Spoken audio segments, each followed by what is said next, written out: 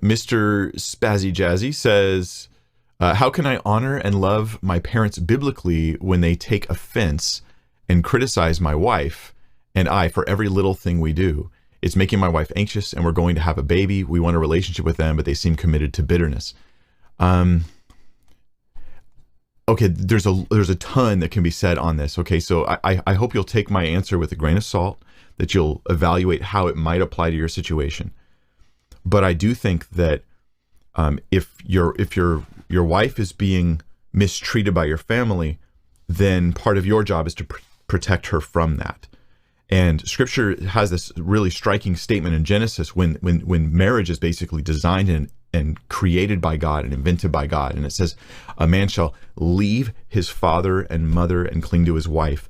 And this very much is, I think, talking about his allegiance. Now, he still is loyal to his family, don't get me wrong, but his primary allegiance is to his wife and his kids, not his parents. Now, that's not to say that he's going to honor his parents. Like, you take care of your family, and Paul talks about this. Like, if you're a widow and your own loved ones aren't going to take care of you, like, shame on them. That's a horrible thing. But when conflicts arise, you have a hierarchy of who you are more responsible for and who you are more committed to. An example of this is Jesus, when he says, hate your father and mother, right? Or you can't follow me. He doesn't mean actually hate them in the way we usually think in English. This is about choosing him over them. If your parents or your father and mother are coming against your Christian faith, like as happened in my life when I first started walking with Jesus, I had one of my parents who tried to talk me out of it, didn't like it very much, and other times where there was difficulty because of it. So that was going on. It's choose Jesus over your father and mother every time. So here's what I'm suggesting.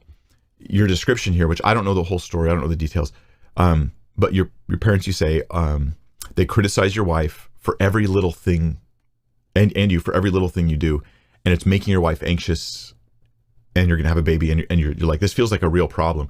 Then I think you need to protect her by limiting access. Now, this can be done in a number of ways, and I pray God gives you wisdom here. Don't just copy what I'm saying to you. Use what I'm suggesting now as ways of making you're stirring up you thinking creatively and thoughtfully and graciously about how to handle this. So one thing that can help in families, and maybe this bridge has already been burned in your life, I don't know, is to simply go to family members and say, hey, I love you. I want relationship with you, but there's something that's happening that is going to hurt that.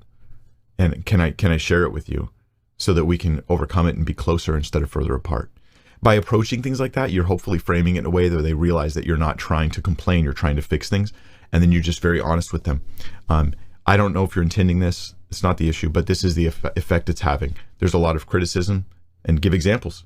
You said this, just recently you did this, you said this, you said this. Give specific examples, or people, they don't see through your eyes, so they won't know. They won't know that the things that they've said have been hurting you. So you have to give it specific examples of things like this. It just, again, this is my 2 cents. Take it with a grain of salt. And then let them know, like, I don't want to be subjecting, myself and my wife to the anxiety that this is causing. And so can you please try to respect that and do better? So that hopefully you're building a bridge. You're being honest. You're doing this Matthew, chapter 15 thing where you someone sins against you, you go and you tell them and you deal with them and you attempt to reconcile. You do it in a sober moment. You don't do it when you're irritated and angry. If you feel irritated or angry, you calm down and you stop talking because you're not trying to feed that.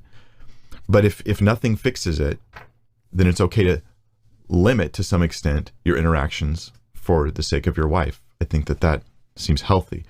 The downside of this, the danger of all this advice, is that we can become sort of porcupines where, and I'm not saying you're like this at all. I'm just, right, my advice is going out to everybody on the internet here. So there's definitely people that are in this situation as they hear this advice.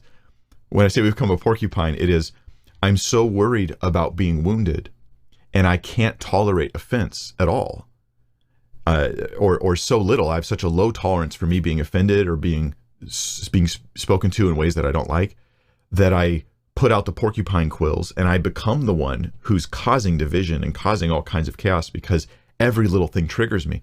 Now, how do I, on the other side of the internet, how do I discern for other people whether you're being a porcupine or if you're just properly protecting and guarding yourself and your wife? I don't know the answer to this question. I pray that God gives you wisdom so you can figure it out and know that love is patient, that we're to be slow to speak and slow to anger, right? Because these are practices we want to have in place, but you're also called to not be foolish and not just continually put yourself in a situation, or your spouse in particular, a situation where they're being mistreated. That's not necessary. So I think the higher priority is the wife over the parents. Although the parents are a very high priority in my life,